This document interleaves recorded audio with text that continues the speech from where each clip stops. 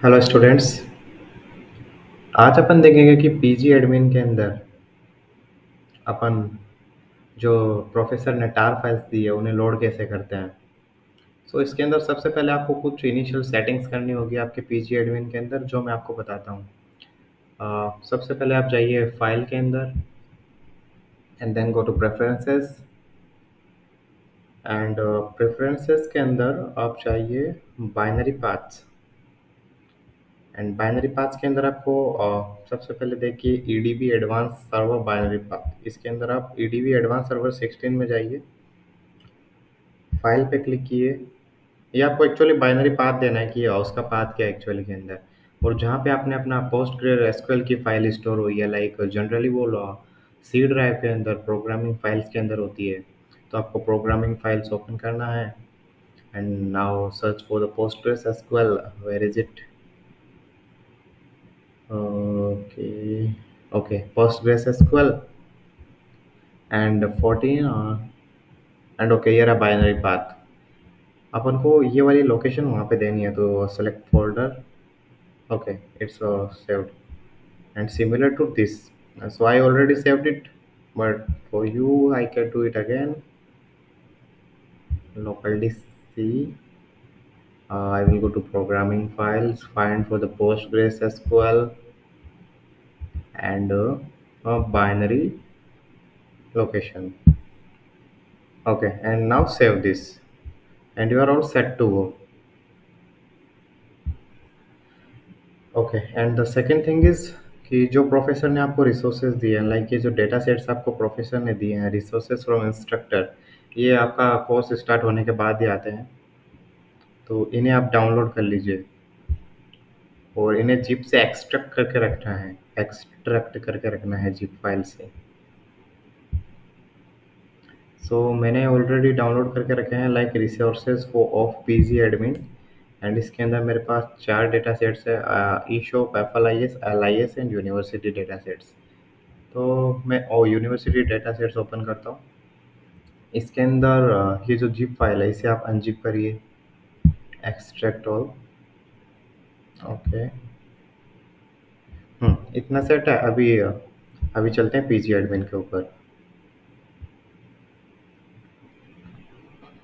Okay, अभी आपको किस नाम से डेटाबेस बनाना है? अभी अपन ने क्या, यूनिवर्सिटी। ओके, सो आप डेटाबेसेस के ऊपर लेफ्ट क्लिक किए, सॉरी राइट क्लिक कीजिए, क्रिएट डेटाबेस, यूनिवर्सिटी। ये आपको डेटाबेस का नाम रखना है university. Okay, postgres। Okay, and now save.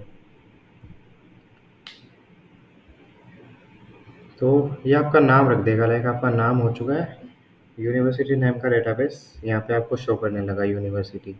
अब इसके अंदर आपको टार फाइल लोड करनी है, तो फिर से राइट क्लिक कीजिए माउस का and now click on the restore button, restore option. And जहाँ पे फाइल नेम है, पहले तो फॉर्मेट आप कस्टम और टार ही रहने दीजिए क्योंकि ये फॉर्मेट ओके है।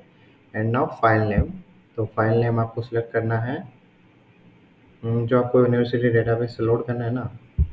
तो यूनिवर्सिटी वाले के अंदर जाइए, रिसोर्सेज ऑफ पीजी एडमिन के अंदर, यूनिवर्सिटीज़ के अंदर, ये जो आपने किया है इसके अंदर कुछ नहीं दिखा रहा, बट यहाँ से सेटिंग चेंज कीजिए ताकि आपको सारी की सारी फाइल्स विजिबल हो, ऑल फाइल्स। और ये चीज़ ध्यान रखिएगा, मैं आपको बताना चाहूँगा कि यूनिवर्सिटी के अंदर आपको ये वाला डीबी फाइल भी मिलेगी और एक जो आपने एक्सट्रैक्ट की थी उस फ़ोल्डर के अंदर एक फ़ाइल मिलेगी। तो आपने जो फ़ोल्डर एक्सट्रैक्ट किया था एक्सप्लिसिटली अंदर जाके, वो वाला फ़ोल्डर लेना है। Okay, and now restore. Okay, the process is completed. तो अभी क्या हुआ इसके होने के बाद? अभी ये मैं दिखाता हूँ आपको। अभी आप कीजिए राइट क्लिक फिर से and now go for the ERD for database. ERD का मतलब है एंटिटी रिलेशनशिप डायग्राम। हम्म, फेचिंग स्कीमा डेटा, इसको हटाओ यार।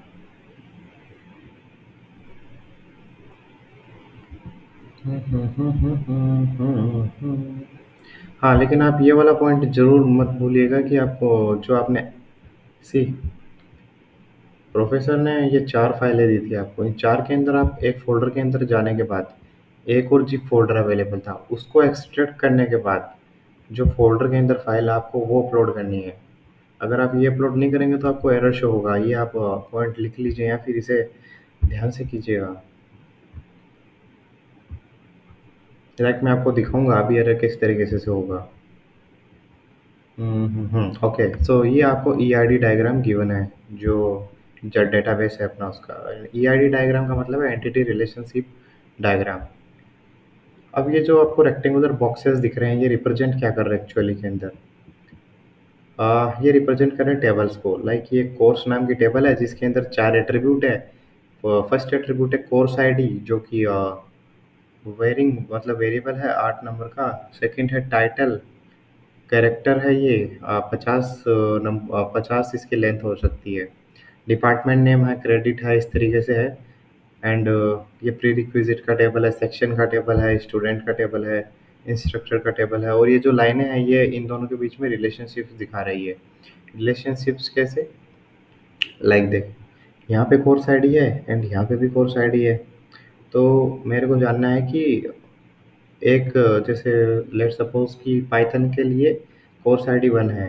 तो मेरे को जानना है कि पाइथन के लिए प्री रिक्विजिट क्या है और उसका टाइम स्लॉट क्या है। तो अब ये सोचो कि यार ये कैसे होगा, क्योंकि कोर्स आईडी के तो साथ सिर्फ प्री रिक्विजिट ही है। मैं उसका टाइम स्लॉट कैसे बता सकता हूँ? तो आप इसका रिलेशन देखिए। रिलेशन में दिखाता हूँ, वेट ए मिनट।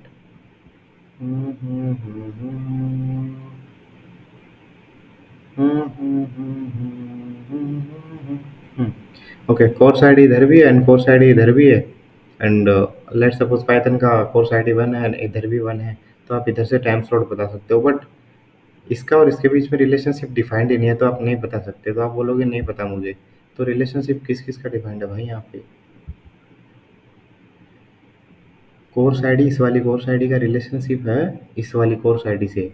ओके, तो अगर पाइथन की कोर्स आईडी 1 है तो उसका टाइटल बता सकते हो और डिपार्टमेंट नेम बता सकते हो कि पाइथन कौन से डिपार्टमेंट का कोर्स है। लाइक अपने डेटा साइंस का कोर्स है पाइथन।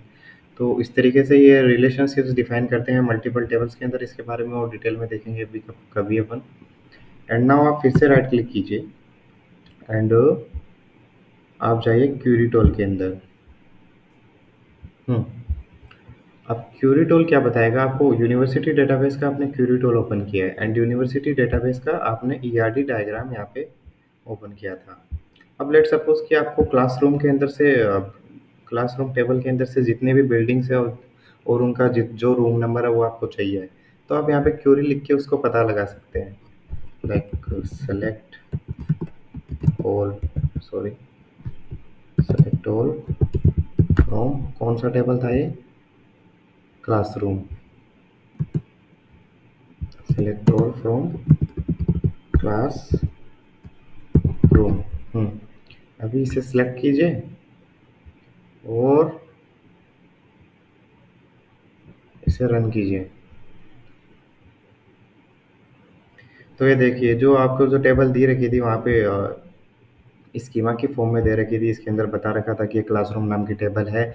उसके अंदर बिल्डिंग के कैरेक्टर्स लिखे हुए हैं, उसका रूम नंबर लिखे हुए हैं और कैपेसिटी नाम का कुछ न्यूमेरिक वैल्यूज़ है। तो आप यहाँ पे देख सकते हैं कि टेबल से डेटा फेच करने पे एक्चुअली के अंदर ये इसी तरीके से बिल्डिंग का नाम है, उसका रोल नंबर लिखा हुआ है और कैपेसिटी कितनी है वो सब कुछ इसके अंदर डिफाइंड है। तो इसीलिए पीजी एडमिन है, ताकि अपन डेटा को फेच वगैरह कर सके और उसके साथ प्रैक्टिस कर सके, इस तरीके के डेटा के साथ खेल सके एक्चुअली के अंदर। So that's all. एंड इसके अलावा चलो दूसरी क्यूरी ट्राई करते हैं। इस बार देखता हूँ मैं, ये वाली टेबल काफ़ी बड़ी लग रही है, इसे ट्राई करता हूँ मैं। Section, so I want to select all things from section. So select all from section. hmm okay, so here is the data. यहाँ पे जितने भी एट्रीब्यूट्स थे वो सारा का सारा डेटा आपके पास आ चुका है। इसके बारे में अपन डिटेल में चर्चा करेंगे वीक 2 और वीक 3 एंड वीक 7 के अंदर, काफ़ी डिटेल के अंदर है इसके अंदर। अभी आप बस थोड़ा बेसिक समझिए कि क्या है वो। यहाँ पे ईआरडी डायग्राम दे रखा है जिसके अंदर टेबल्स के बारे में, उसका उसके अंदर कौन कौन से एट्रीब्यूट्स हैं, उनकी एट्रीब्यूट्स की लेंथ वगैरह क्या रहेगी, वो दूसरी टेबल से रिलेटेड कैसे हैं, लाइक दैट डिफाइंड है। और ये जो यहाँ पे क्यूरी टूल है उसके मदद से अपन उसको फेच कर सकते हैं, उसका डेटा देख सकते हैं एक्चुअली के अंदर। So that's all for today, and इसे आप ट्राई कीजिएगा। And if you face any difficult any problem in installing or loading the tar files in it, you can comment. I am always be there to help you. So that's all. Thank you all.